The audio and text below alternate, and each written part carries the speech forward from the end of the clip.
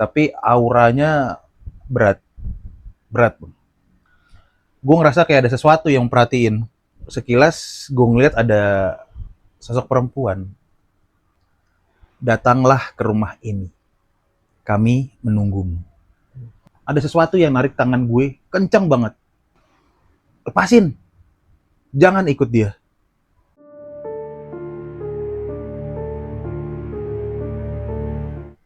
Oke, sobat gentayangan, apa kabar semuanya? Balik lagi bareng gue Mas Gan di sini serta sohib gue Om Burhan. di channel kesayangan semua, Kilas Malam.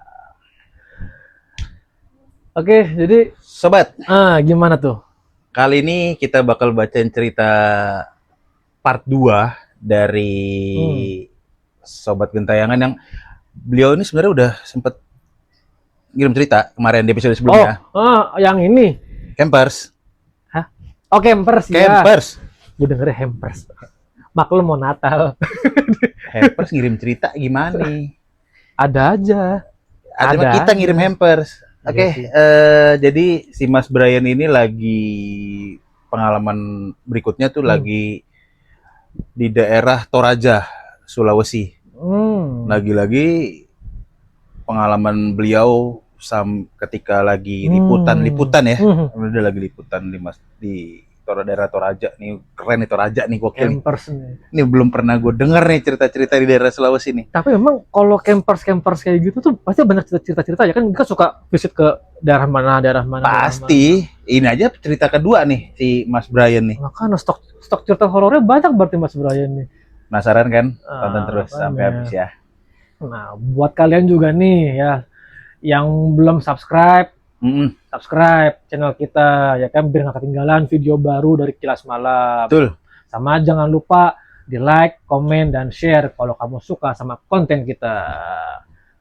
Buat kalian juga yang punya cerita serupa nih kayak si Mas Brian, atau mau jadi narasumber, atau Mas Brian sendiri juga mau jadi narasumber, ngobrol langsung di sini. Datang ke sini bro, biar bisa ngobrol kita. Kita tunggu.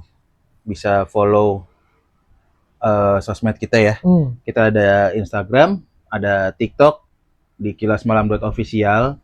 Atau kalau misalkan cerita kalian panjang, bisa kirim cerita kalian di email di kilasmalam.official@gmail.com. Kita tunggu cerita-cerita kalian.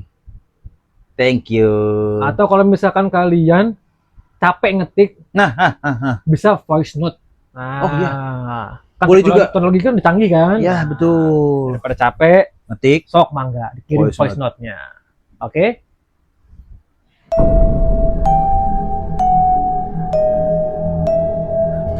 Oke, jadi cerita dari si Mr. Brian lah ya. Brian. Itu gimana? Jadi karena yang gue tahu kan Toraja kan banyak dengan cerita-cerita. Oh iya. Apa gitu kan? Gue juga menarik nih. Ini seru nih. Nah, kita tonton bareng-bareng nih. Gitu. Jadi gini ceritanya nih. Ini judulnya, beliau ngasih judul tuh Bayangan dari Batu Lemo. Oke. Jadi setelah kejadian beliau di daerah Lasem itu, beliau pikir semua udah selesai. Tapi perjalanan kerja berikutnya, perjalanan dinas berikutnya tuh justru nganterin gua ke tempat yang jauh lebih angker, Toraja. Ya. Waktu itu gua dapet tugas buat liputan prosesi pemakaman adat di daerah Batu Lemo. Oh, ini liputan prosesi pemakaman. Oke. Nah, ini. Oke, gue banyak pertanyaan sini. Oke, terus lanjut nih. Nah, salah satu situs pemakaman batu terkenal di sana, ya dikenal dengan Batu Lemo itu ya. Itu kalau lo belum pernah lihat atau belum pernah tahu, mungkin buat teman-teman juga yang belum pernah tahu, kita gambarkan. Itu dia kayak tebing tinggi, bukan daerah tebing tinggi ya. Dia tuh tempatnya tuh tebing tinggi dan biasanya tuh mereka tuh naro peti jenazah tuh di dalam situ. Iya, gue pernah lihat. Pernah lihat kan? Ya. Nah, ini cakep nih.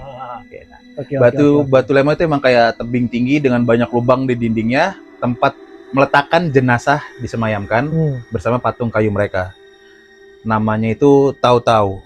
Tahu-Tahu mungkin teman-teman yang dari Tanah Toraja bisa di koreksi ya.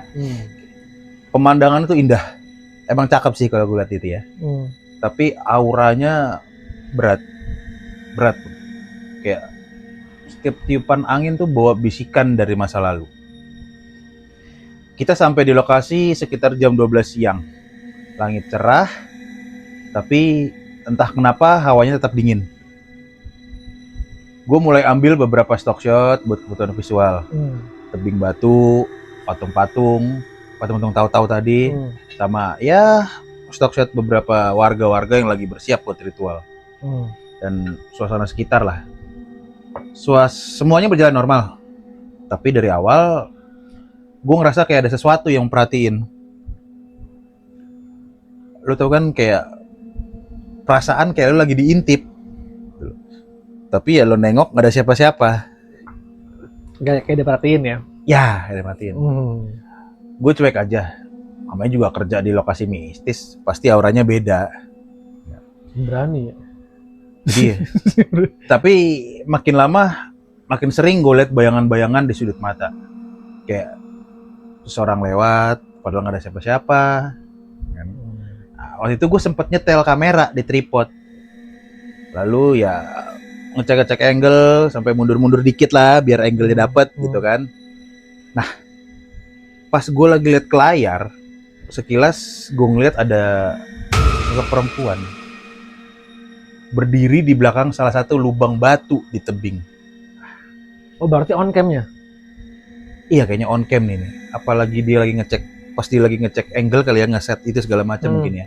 Karena di bayangan gue dia lagi ngecek angle di cam, atau kesorot gitu loh. Kayaknya seperti itu sih. Oke. Kita lanjut lagi. Perempuan ini tuh pakai baju adat warna hijau jamrut, baju poko namanya, baju khas perempuan Toraja. Rambutnya panjang, tergerai rapi. Wajahnya nggak jelas, kayak samar-samar ketutup kabut. Tuh kan. Tapi gue yakin banget, gue ngelihat dia. Gue nengok ke arah situ, kosong. Dia kayak ngelongok gitu kan. Gue lihat lagi di kamera, nggak ada juga. Oke, fine. Mungkin cuma pantulan cahaya. Atau ya mata gue lagi capek kali ya, udah capek. Iya, namanya liputan mungkin dari mana ya kan. Nah, sore harinya kita rampung liputan dan tim balik ke penginapan di pusat kota. Gue pikir udah kelar, tapi ternyata malah baru mulai. Malamnya, gue mimpi lagi. Cuma kali ini bukan pesta kayak di Lawang Ombo. Situasinya tuh gue berdiri di jalan kecil yang berkabut, di antara pepohonan tinggi dan batu-batu besar. Di tangan gue ada secari kertas, kayak sobekan amplop, sobekan kertas lah mungkin ya, berisi alamat. Tulisan tangannya halus, tapi aneh. Miring ke kanan. Oke. Dan gue cuma bisa baca sebagian. Yang isinya, datanglah ke rumah ini. Kami menunggumu. Entah kenapa rasa penasaran gue gede banget. Akhirnya gue putusin buat cari itu tempat. Didatengin. Gue nyetir sendiri pakai mobil sewaan, nyusurin jalan berbatu, naik turun bukit, sampai akhirnya gue nemuin rumah yang sesuai dengan alamat yang ada di kertas. Rumah kayu gede, catnya udah kusam, dan di depannya tuh tumbuh pohon gede banget, dan dengan akar menjalar ke tanah. Suasananya sepi banget. Gak ada suara ayam, gak ada orang lewat, ya kedengaran cuman semilir angin doang. Gue berdiri di depan pagar. Baru gue mau buka mulut buat ngucap salam. Tiba-tiba dari dalam rumah kedengeran langkah kaki cepet. Kayak orang lari. Gue kaget. Dan sebelum gue sempat mundur, ada sesuatu yang narik tangan gue kencang banget. Ya kayak tenaga perempuan, tapi kencang, kuat banget nariknya. gue sempat ngeliat dia sekilas, seorang perempuan muda, cantik, kulitnya putih bersih, rambut panjang dan matanya sayu, tapi dalam. Nah, lagi-lagi dia pakai baju poko warna hijau tua dengan hiasan benang emas di pinggirannya. Wajahnya indah, tapi sendu. Dia narik tangan gue masuk, seolah pengen nunjukin sesuatu. Oke. Dan di saat yang sama, ada yang narik tangan gue. Ada yang narik tangan gue satunya dari arah berlawanan. Pegangannya familiar, hangat, tapi penuh kepanikan. Pas gue nengok, gue ngeliat istri gue. Iya, istri gue yang jelas-jelas nggak ikut ke Toraja. Dia narik tangan gue sambil teriak, lepasin, jangan ikut dia. Wajahnya cemas banget. Dan di detik berikutnya, pegangan perempuan berbaju poko itu terlepas. Gue langsung jatuh terduduk dan kebangun.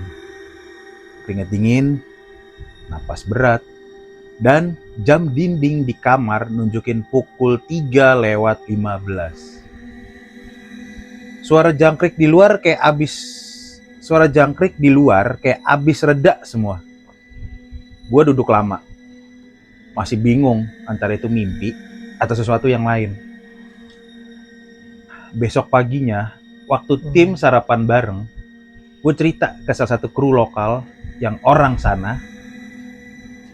Dia diem lama, terus bilang pelan banget, kalau kamu didatengin perempuan pakai baju hijau di mimpi, itu biasanya arwah yang belum selesai perjalanannya. Kadang mereka minta tolong, kadang cuma pengen ditemenin sebentar. Oke. Gue merinding karena warna bajunya gue inget jelas, hijau tua, persis kayak yang dia bilang. Sejak hari itu gue jadi lebih peka kalau mau masuk ke tempat baru. Bukan takut, tapi lebih ke menghormati. Kadang gue masih kebayang tangan itu, dingin, lembut, dan sedih. Oke. Kayak ada sesuatu yang gak sempat disampaikan. Gue gak pernah balik lagi ke Toraja. Tapi setiap kali ngeliat hasil footage liputan hari itu, gue selalu berhenti lama di satu frame. Di antara bayangan pohon dan di sisi tebing Batu Lemo. Kadang gue masih ngerasa ada sosok itu berdiri, diam, dan menatap kamera gue dari jauh. Oh, gitu.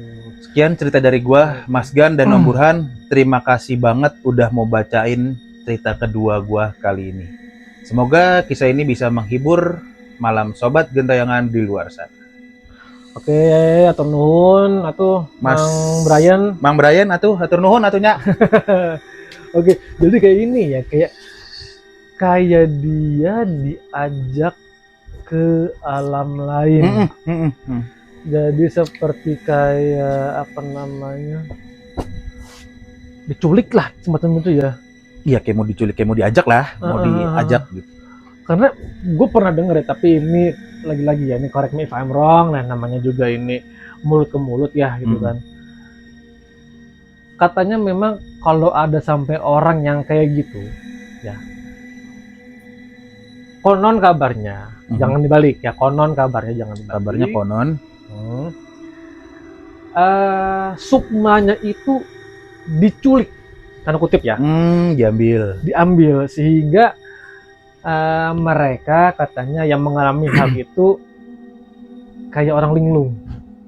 Iya. Jadi kayak yang pelanga, pelongo, cengok. Iya, jadi yang lu sadar tapi nggak sadar, dibilang nggak sadar tapi lo melek. Kayak gitu. Jadi kayak gitu, ada yang bilang itu sukmanya dibawa gitu. Nah terus pernah juga ada yang bilang katanya suruh nemenin sebentar. Tadi kan ya.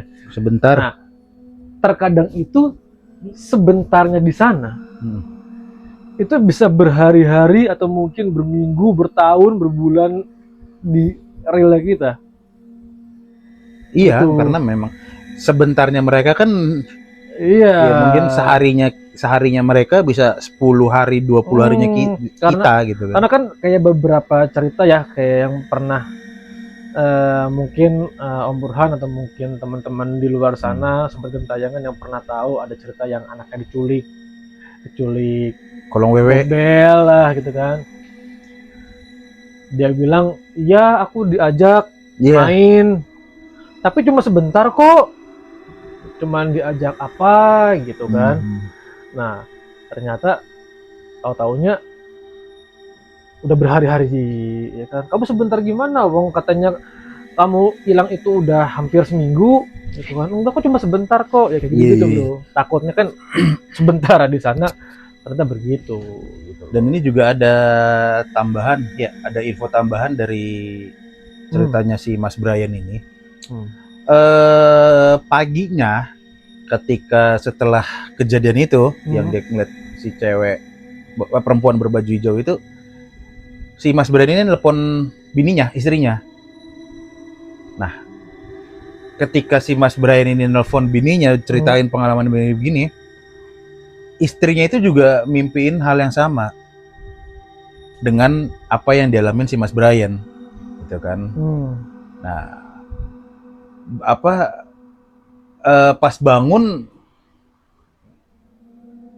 itu dia ngelihat anaknya yang tidur di sebelahnya itu lagi megangin tangan istrinya si Mas Brian ini. Itu kayak ngasih tahu ke istri Mas Brian tuh buat nyelamatin papanya yang di sana gitu kan. Ini info tambahan ya Mas Brian ya. Ya.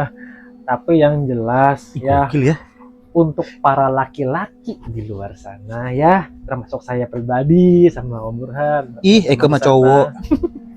Ya, yang sudah menikah, ingat, mau kalian sering ribut sama istri, ya, mau kalian sering berantem sama istri, tapi tetap kita tuh punya satu koneksi sama istri tuh yang tidak bisa dipatahkan lah atau diputuskan.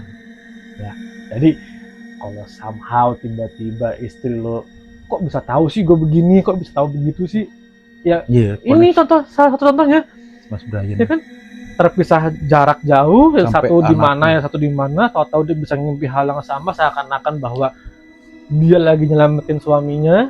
Gitu, sampai anaknya juga ini ya, sampai anaknya juga tahu. Makanya kudu bersyukur punya bini yang kayak begitu.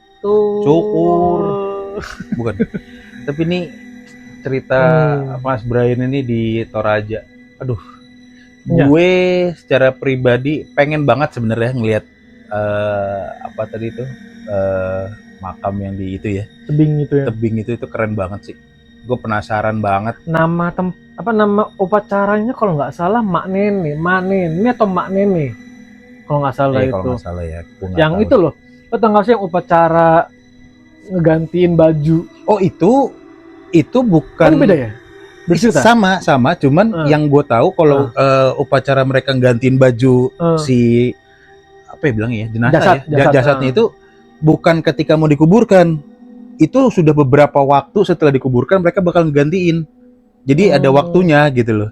Oh, jadi mereka yang tadinya dimakamkan di tebing itu diturunin lagi, ada upacara adat, prosesinya yang katanya memang ya, mohon maaf ya, nggak tahu ya, kita yaitu rohnya atau arwahnya itu ya balik lagi gitu dan bisa berdiri. Oh ya, katanya yang pernah gue baca, pernah gue tonton, itu arwahnya balik lagi dan yang ngebantu para keluarga untuk ngeganti bajunya gitu loh. Kan kalau udah jenazah udah gitu kan udah susah digerakin. Itu udah lama kok, maksud gue mungkin bisa 10 tahun atau beberapa tahun kemudian, nggak langsung. Oke. Nah, ini cocok nih kalau misalkan kita bawain lagi Urban Legend nih. Bisa. Gimana buat rekan-rekan di sana? Apakah tertarik kalian untuk mengetahui lebih lanjut mengenai prosesi pemakamannya, atau mungkin yang tadi yang prosesi upacara ya. penggantian baju atau jasad dari si keluarga? Karena ini menarik banget buat dikulik, atau mungkin teman-teman sobat gentayangan yang berasal dari Tanah Toraja. Iya, Tanah Toraja boleh nambahin atau mungkin berbagi info lah. Iya, atau ya kita kan mungkin nggak terlalu banyak tahu, belum terlalu banyak tahu. Iya, cuman tahu dari TV doang. Bisa komen di bawah. Bang, harusnya begini, Bang, ini begitu ya, kasih. Kita saling sharing, kita ngobrol. Karena gue penasaran banget jujur sama namanya adat istiadat orang Toraja ini. Gue akuin keren banget. Pengen banget, gue pengen lihat langsung sih sebenarnya gitu loh. Boleh manjat nggak sih gitu? Hah? Gue penasaran pengen lihat gitu, ngelongok gitu loh ke di ininya. Oh, bukannya emang nggak boleh ya? Nah itu boleh. Dia, gue nggak tahu. Maksudnya untuk umum ya, umum wisatawan umum gitu. Boleh nggak sih, guys, teman-teman yang di Toraja? Nggak tahu, pengen lihat aja. Karena bukannya kita mau kurang ajar ya? Iya. Kita pengen tahu. Hanya pengen tahu. Kalau memang nggak boleh ya kalian komen, Bang, nggak boleh, itu ada. Itu hanya khusus untuk keluarga gitu. Ya, sama kita punya rezeki bisa ke sana ya cuma dari Jawa aja. Pengen banget gua. Dan itu memang keren banget sih, memang view-nya kalau gue lihat dari Google segala macam, beberapa orang yang di sosmed ya, itu keren banget. Toraja the best, Toraja. Pengen banget gua.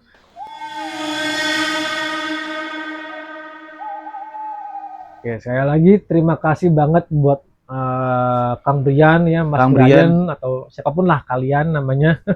Iya. Itu atas ceritanya. Dan mungkin tadi yang terakhir si Mas Brian bilang lebih di tempat baru harus lebih peka ya. Lagi-lagi kita ngingetin, dimanapun kalian, kemanapun kalian, tetap harus menghormati, menjaga yang namanya adat istiadat dan budaya. Betul. Ya, atau terlepas inilah, atau apa namanya, peraturan tak tertulis lah. Iya, peraturan tak tertulisnya. Kalian ikutin, kalian hormatin, jangan kalian ngerasa si paling kuat tuh, si paling jago tuh. Bab. Aku nggak tahu apalah. Itu ya. Itu pesan dari Mas Brian, meskipun kalian juga cuman kerja dinas, mau apapun itu tempat baru. Ya bayangin aja kalian di rumah kalian tiba-tiba didatengin orang atau teman kalian, mereka seenaknya aja datang kencing sembarangan, naikin kaki ke meja, sebel nggak lu? Itulah. Seperti kata pepatah, di mana langit dijunjung, di situ langit dijinjing. Di mana langit dijunjung, di mana bumi dipijak. Di mana bumi dipijak, disitulah langit dijunjung. Atau kebalik ya. Ya apapun lah itulah pokoknya lah ya. Pokoknya teman-teman semua sobat gentayangan ya, dimanapun kalian berada, horor tidak akan pernah berakhir dan hanya menunggu kamu di episode berikutnya. Gue Burhan dan gue Mas Gan pamit undur diri. Bye bye.